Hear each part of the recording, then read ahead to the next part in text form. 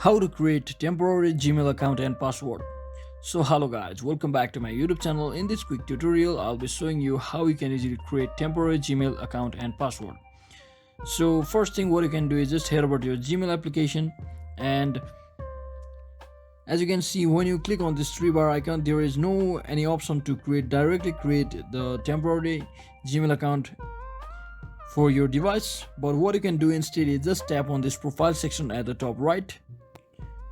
So once you click on it, just tap on this add another account option, and from here over here just tap on Google.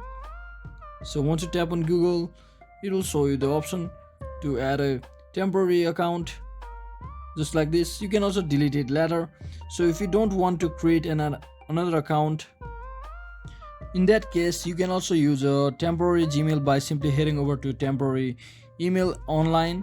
So if you want to create a temporary account, just click on this create account, and for my personal use just like this, and enter your first name and last name and follow along the screen instructions just like this, and just click on any one of these and click on next, and you will have successfully created your temporary Gmail address and password. You can always delete it later. So I hope this video was helpful guys. If it was, don't forget to like and subscribe to channel.